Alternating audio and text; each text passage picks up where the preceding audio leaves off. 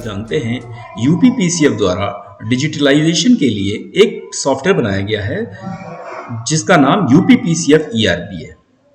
URL है uppcferp.in। इसको आप वेब ब्राउज़र में अपने वेब ब्राउज़र में डालेंगे और इंटर करेंगे तो आपके पास एक पेज खुल के आ जाएगा, लॉगिन पेज। लॉगिन कई प्रकार की है। हेडक्वार्टर की लॉगिन है, रीजनल ऑफिस की लॉगिन है, डिस्ट्रिक्ट मैनेजर की लॉगिन है, उर्वरक सहायक पटल की है, पटल सहायक की, बीज पटल सहायक की है, अकाउंटेंट भी लॉगिन कर सकता है इसी में। इसी सॉफ्टवेयर में रेक पॉइंट के लिए और भंडार नायक के लिए, कृषक सेवा केंद्र प्रभारी के लिए और ट्रांसपोर्टर के लिए भी लॉगिन का प्रावधान है। रेल हेड आलमनगर लखनऊ का है। ये आलमनगर की यूजर आईडी है, यही इसका पासवर्ड है और मैंने फर्टिलाइजर सीड से सेलेक्ट करते हुए इसको लॉगिन करते हैं। जब आप लॉगिन करेंगे तो आपको एक डैशबोर्ड दिखाई पड़ेगा। इस डैशबोर्ड के ऊपर सभी अब तक की जितनी भी आरआर आई हैं उन सब की एंट्री की गई और उनका स्टेटस दिख रहा है। जो पहले आई होगी वो सबसे नीचे रहेगी, जो लास्ट में लेटेस्ट होगी वो सबसे ऊपर दिखेगी। जैसे कि आपने ऊपर वाला हम दिखाएं तो इसमें अभी भी रेक पॉइंट पे 800 बैग बचे हुए दिखा रहा है। जब आपके पास रेक आएगी रेक पॉइंट पे तो आप पहले रेक के साथ जो आपको आरआर रिसीव हुई है कैसे पकड़ेंगे, तो हम एक चलते हैं। लेफ्ट साइड में रेक पॉइंट के नीचे रेलवे रिसीट का लिंक दिया गया है। रेलवे रिसीट लिंक को क्लिक करेंगे। रेलवे रिसीट लिंक क्लिक करते हैं तो हमें एक फॉर्म खुल के आएगा जिसका नाम है रेलवे रिसीट। रेलवे रिसीट में चूंकि आप डिस्ट्रिक्ट लखनऊ के आलमनगर रेक पॉइंट से आपने लॉगिन किया था, इसलिए आपको डिस्ट्रिक्ट लखनऊ यहां सिलेक्टेड दिख रहा है और रेक पॉइंट आलमनगर आपको दिख रहा है। और जितनी अब तक आरआर आपको डैशबोर्ड पे दिख रही थी वो सारी आरआर आपको यहां पर भी दिख रही हैं, जिनकी हम अब तक फीडिंग कर चुके हैं। अगर हम इनके बारे में किसी एक को व्यू करना चाहें तो हम इसमें दिया गया व्यू बटन है, इस पे क्लिक करेंगे तो व्यू पर चले जाएंगे। इस तरीके से आपका डाटा लोड होकर के आ जाएगा। इसको क्लोज कर देते हैं। आरआर की एंट्री करने के लिए, नई आरआर जोड़ने के लिए ऐड रेलवे रिसीट बटन पे क्लिक करते हैं। इस पर क्लिक करते हैं तो यहां पर आपका डिस्ट्रिक्ट और आपका रेक पॉइंट जिससे आपने लॉगिन किया है वो सिलेक्टेड रहता है। आप रेक आरआर में जो दर्ज किया गया एफएनआर नंबर जो दर्ज है वो आप यहां डालेंगे और आरआर नंबर जो आरआर में दर्ज है वो डालेंगे और आरआर की डेट डालेंगे, जो भी डेट हो। और जैसे सपोज मैं एक आरआर की एंट्री करता हूं 1 2 3 4 5 6। जैसे मैं एक आरआर की एंट्री करता हूं 1 2 3 4 5 6। आरआर नंबर है 5555। आरआर की डेट 3 तारीख थी। रिसीव हमने किया 5 तारीख को। सप्लायर था इफको, ओनला से आई थी।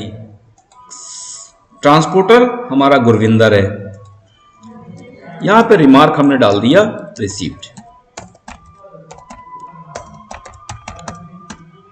ठीक है।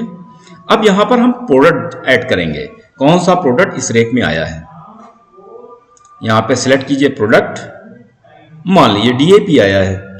डीएपी 50 केजी की बैग होता है। इसका बैच क्या था, मान लीजिए 28। एमआरपी क्या है, मान लीजिए 1500। एक्सपायरी डेट क्या है वो आप इसमें देख करके बोरे के हिसाब से देख लीजिए और उसको फीड कर दीजिए। टोटल क्वांटिटी कितनी आई, मान लीजिए 69,600 आई है। इसमें अदर सोसाइटी जो मतलब जो आईएफएफडीसी जैसी संस्थाएं आप जैसे आईएफएफडीसी जैसी समितियां आपके रेक पॉइंट से जैसे माल ले जाती हैं तो उनका कितना हिस्सा है वो उसमें आरआर में मेंशन करके वो भेजते हैं इफको क्रिप्टो वाले। वो क्वांटिटी आपको दर्ज करना है। मान लीजिए 9,600 क्वांटिटी ये आईएफएफडीसी की है। आपकी क्वांटिटी कितनी बची, 60,000 यानी 3,000 मीट्रिक टन। ये आपका ऑटो कैलकुलेटेड है। आपकी रिसीव क्वांटिटी कितनी हुई, क्वांटिटी तो आपकी 60,000 आई थी लेकिन आपने रिसीव कितना किया, आपने रिसीव किया मान लीजिए पूरी कर लिया क्योंकि मिसिंग कुछ नहीं था ना, तो डैमेज आपका 0 है, आप यहाँ मार्क कर देंगे। जब डैमेज 0 हो गया तो मिसिंग भी आपका 0 हो गया और ये प्रोडक्ट आप ऐड कर देंगे। फाइनली क्या हुआ, ये पूरा प्रोडक्ट आपका ऐड हो गया और ये आपका आरआर की पूरी डिटेल हो गई और इसके बाद आप इसको सबमिट कर दीजिए। सबमिट करते ही ये आपका आरआर सेव हो गया और ये आरआर आपको यहाँ लिस्ट में दिखने लगेगा। अगर आप वापस डैशबोर्ड पे जाएंगे तो डैशबोर्ड पे ये आरआर आपको दिखेगी। देखिए ये 555 1 2 3 4 5 6 और इसकी रिमेन क्वांटिटी, अभी कोई क्वांटिटी हमने यहाँ से स्टॉक आउट नहीं किया है, लिहाजा ये 0 है और ये रिमेन क्वांटिटी 60,000 है। इसके बाद नेक्स्ट स्टेप आते हैं कि रेक पॉइंट से किस तरह से गोडाउन में भंडारण कराना है। तो उसके लिए वेरी सिंपल सिस्टम है, क्योंकि रेक पॉइंट पे जो बंदा रेक हैंडलिंग करता है उसके पास एक चालान बुक होती है। वो चालान बुक के ऊपर आप गाड़ी का नंबर और कितने बैग उस गाड़ी में लादे गए और ड्राइवर का नाम लिख करके और भंडार नायक के नाम काट देता है चालान। वही प्रक्रिया यहां पर भी करनी है। स्टॉक आउट टू गोडाउन एक लिंक दिया गया है आपके लेफ्ट साइड में। उस लिंक पे, जैसा कि आप देख रहे हैं लेफ्ट साइड, इस लिंक पे आप क्लिक करेंगे, एक पेज खुलेगा।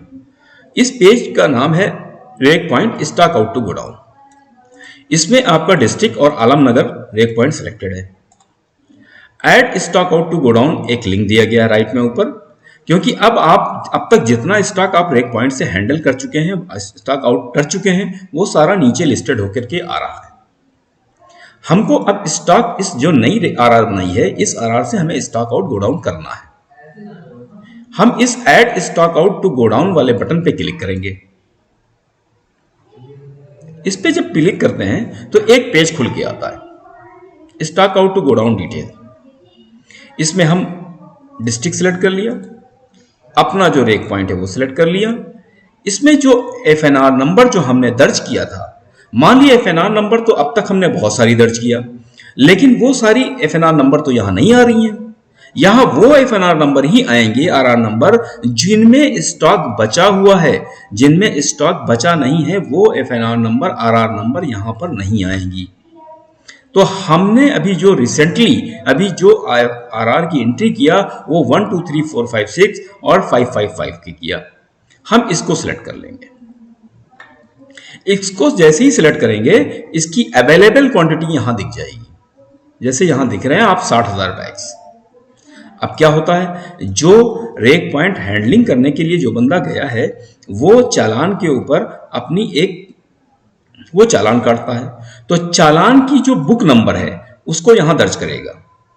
जैसे मान लीजिए 10, यहां पे 501 है और यहां पर सीरियल नंबर डालेगा, मान लीजिए 1 या 001। यहां पे चालान की डेट डालेगा, किस डेट को वो चालान को आउट कर रहा है। हमने 3 तारीख की आरआर थी, 5 तारीख को रिसीव किया था, 5 तारीख से हम हैंडलिंग कर रहे हैं मान लीजिए, तो 5 तारीख हमने चालान डेट डाल दिया। स्टॉक टाइप क्या है, स्टॉक टाइप रेक पॉइंट पे जितना भी स्टॉक हमारा रिसीव होता है वो सब जनरल होता है। यहां पे हम किस गोडाउन के लिए रिसीव कर रहे हैं, काकोरी के लिए सिलेक्ट कर लेंगे। कौन सा हमारा ट्रांसपोर्टर लेके जाएगा उसको सिलेक्ट करेंगे। ट्रांसपोर्टर की कौन सी गाड़ी जा रही है, ये व्हीकल सेलेक्ट कर लेंगे।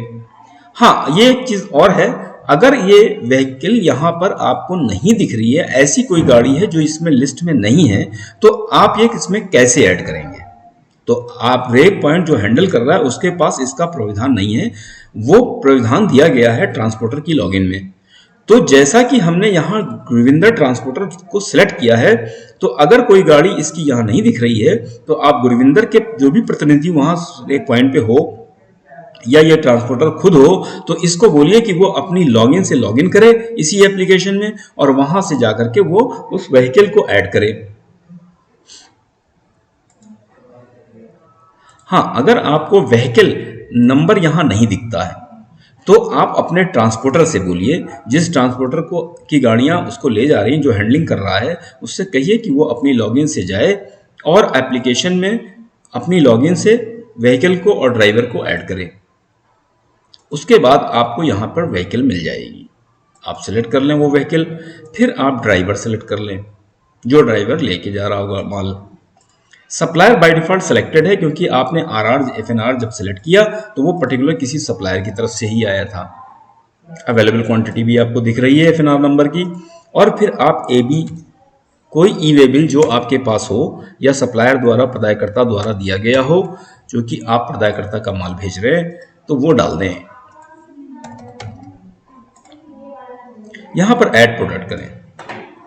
ऐड प्रोडक्ट में जिस तरीके से आपने जो आरआर जब बनाया था उसमें आपने डीएपी रिसीव किया था, तो डीएपी आप सेलेक्ट कर लें। डीएपी के बैग आ जाएंगे। Available quantity at rake point कितनी है वो आ जाएगी, जैसे 60,000 बैग्स अवेलेबल है और आप कितना माल भेज रहे हैं गोडाउन पे। एक गाड़ी की कैपेसिटी 400 बैग या 450 या 500 या हो सकता है कुछ ऊपर नीचे भी हो, उसकी कैपेसिटी के अकॉर्डिंग होगा। सबमिट कर दीजिए। तो हमें लग रहा है कि हमने सारी इंफॉर्मेशन जितनी रिक्वायर्ड थी वो हमने फिल कर दिया। सबमिट कर दीजिए। सबमिट करने के बाद हम ये देखते हैं कि हमने जो आरआर सेलेक्ट किया था और जो एफएनआर नंबर, बुक नंबर और चालान नंबर, सीरियल नंबर डाला था वो यहाँ दिख रहा है और हमने काकोरी गोडाउन के लिए इस गाड़ी और इस कमलेश ड्राइवर के माध्यम से भेज चुके हैं। इसको हम देखना चाहें तो एक्शन से जाके व्यू में जाएंगे तो ये हमें रिकॉर्ड दिख भी जाएगा। वेरी सिंपल है। सबसे बड़ी चीज ये है कि इस पूरे डाटा में आप देख रहे होंगे कि सारा डाटा आपके एट ए ग्लांस आपके स्क्रीन पे दिखता है और प्री फील्ड मोड में दिखता है। अब क्या है, तो हमने आपको दो चीजें यहां बताई रेक पॉइंट पे, railway receipt, stock out to godown. Stock report एक ऑप्शन है, वो रिपोर्ट पे आप क्लिक कीजिए। आपको पर्टिकुलर हर आरआर के बारे में आपको पता चलेगा कितना स्टॉक आपने मूव किया, क्वांटिटी कितनी थी, आपने मूव कितना कर दिया। आप इसको यहां से एक्सेल में ट्रांसफर भी कर सकते हैं इस डाटा, इस रिपोर्ट को, और पीडीएफ में प्रिंट भी कर सकते हैं और डायरेक्ट प्रिंट भी कर सकते हैं। एक लिंक और दिया है, स्टॉक आउट डीओ बेस। इसका यूज क्या है? स्टॉक आउट डीओ बेस का यूज ये है कि जो सोसाइटी को और केएसके को जो स्टॉक जाता है वो स्टॉक भेजने के लिए एक प्रक्रिया होती है। केएसके या सोसाइटी से एक डिमांड आएगी। डिमांड गुड्स फॉर पेमेंट की शक्ल में हो सकती है, आरकेवीवाई के माध्यम से हो सकती है, और केएसके खुद भी डिमांड कर सकता है, या फिर थर्ड पार्टी इफको को उसके खाते में, प्रदायकर्ता के खाते में पैसा जमा करके और उसका एक आरओ लेके आ सकता है। ये चार स्थितियां हो सकती हैं। पहला गुड्स फॉर पेमेंट, दूसरा आरकेवीवाई के माध्यम से, तीसरा केएसके की डिमांड, और चौथा अदर सोसाइटीज की जो आरओ लेके आएंगी। उन सभी डिमांड के अगेंस्ट में डिस्ट्रिक्ट ऑफिस आपको डीओ जारी करता है, और डीओ जारी करने के बाद भंडार नायक उसको भिजवाता है उस माल को, या हैंडओवर देता है। अगर आरकेवीवाई या सोसाइटी नॉर्मल पैक्स या आरकेवीवाई या केएसके की डिमांड है तो उसको अपने परिवहन से भिजवाएगा। अगर अदर के केस में है तो अदर परिवहन वाले वो अपनी गाड़ी लेकर के आएंगे रेक पॉइंट या गोडाउन पे और वहां से लोड करके लेके जाएंगे। लेकिन रेक पॉइंट में क्या होता है कि वो सारे डीओ डिस्ट्रिक्ट ऑफिस ने जो डिजिटल पोर्टल से बनाए हैं, इस पोर्टल से बनाए हैं, वो सारे डीओ आपकी लॉगिन में दिखेंगे। कैसे दिखेंगे? स्टॉक आउट टू बेस जो लिंक है इस पे क्लिक करते हैं तो डिस्ट्रिक्ट ऑफिस ने लखनऊ डिस्ट्रिक्ट, क्योंकि हमारी डिस्ट्रिक्ट कौन सी है? लखनऊ। जो हमने आलमनगर से लॉगिन किया तो डिस्ट्रिक्ट लखनऊ है हमारी। तो लखनऊ डिस्ट्रिक्ट ने जितने अब तक की जितने भी डीओ बनाए हैं वो सारे डीओ यहां लिस्टेड होकर के दिख रहे हैं। उनको स्टॉक भेजा गया या नहीं भेजा गया एक बात अलग है, लेकिन ये सारे लिस्टिंग होकर दिख रहे हैं। और किस प्रदायकर्ता के हैं ये भी दिख रहे हैं, किस सोसाइटी के हैं ये भी दिख रहे हैं, और इनके आगे इशू बटन दिख रहा है। Very simple. अभी इसको माल गया नहीं है, ना भंडार नायक ने भेजा है ना रेक पॉइंट से गया है। अगर भंडार नायक के पास से चला जाता तो वो यहां से गायब हो जाएगा, यहां की लिस्ट से चला जाएगा। अच्छा, यहां पर अभी railway receipt number, book serial number, date कुछ भी फिल होकर के नहीं आ रहा है, क्योंकि अभी इसको स्टॉक आउट नहीं किया गया। मैं क्या करूंगा, वेरी सिंपल, इस सोसाइटी को माल भेजना है और ये सोसाइटी ने डिमांड किया है, तो इसको रेक पॉइंट से ही सीधा भेजना है। तो रेक पॉइंट से सीधा सोसाइटी को भेजने के लिए हम इस पर इशू बटन पे क्लिक करेंगे। फिर से एक बार समझ लें, डिस्ट्रिक्ट ऑफिस ने जितने भी डीओ बनाए थे वो सारे डीओ हमारे इस पेज पे दिखाई देंगे, stock out to DO base वाले पेज पे। अब चूंकि इस सोसाइटी को अभी तक स्टॉक गया नहीं है, ना रेक पॉइंट से ना गोडाउन से, तो इसके आगे ये एरिया पूरा ब्लैंक दिख रहा है। एफएनआर नंबर, डेट और book serial number and date, ये चालान की पूरी डिटेल ब्लैंक दिख रही है। जिस सोसाइटी को आपको स्टॉक भेजना है, जो रेक पॉइंट से सीधा जाना है, उस सोसाइटी के आगे आपका इशू बटन दिया गया है। आप इसको क्लिक करिए, आपको प्री फिल्ड डाटा मिल जाएगा। अब चूंकि आपके पास आरआर जो आई है, आपको वो सिलेक्ट करना होगा किस आरआर के से आप स्टॉक आउट करके और सोसाइटी को दे रहे हैं। अब चूंकि ये डीएपी की ये डिमांड थी नीम यूरिया की, और आपके पास आरआर आई है डीएपी की, इसलिए यहां आरआर शो होकर के नहीं आएगी।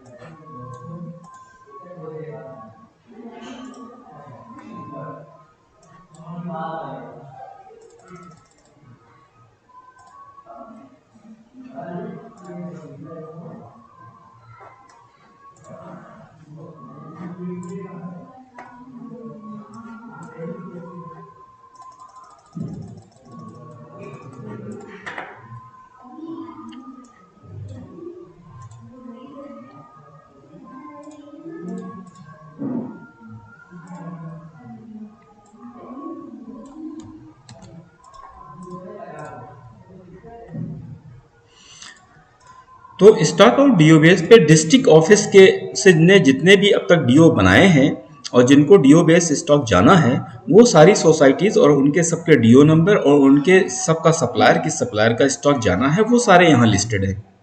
अब सपोज हमारे पास एक सोसाइटी आई और वो कहती, या उसने फोन किया या किसी माध्यम से मुझे पता चला कि इस सोसाइटी को हमें डायरेक्ट रेक पॉइंट से माल भेजना है। तो हम क्या करेंगे, उस सोसाइटी का डीओ नंबर हमें पता होगा, या डिस्ट्रिक्ट ऑफिस से मिलेगा, या सोसाइटी का नाम पता चलेगा। जैसे मान लीजिए गौतम खेड़ा,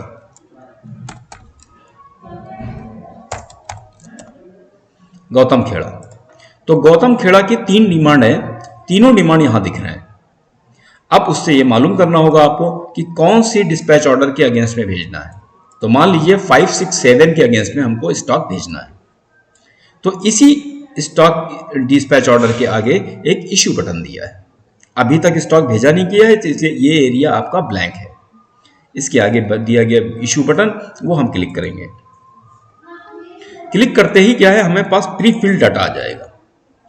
अब प्री फिल्ड डाटा में हमारे पास लखनऊ और कौन सा रेक पॉइंट है, कौन सा स्टॉक टाइप है, किस सप्लायर के लिए डिमांड थी, उसका डीओ नंबर क्या है, डेट क्या है, किस सोसाइटी के लिए है, और कौन सा प्रोडक्ट डिमांड किया था उसने, और कितनी क्वांटिटी डिमांड किया था रिक्वायर्ड।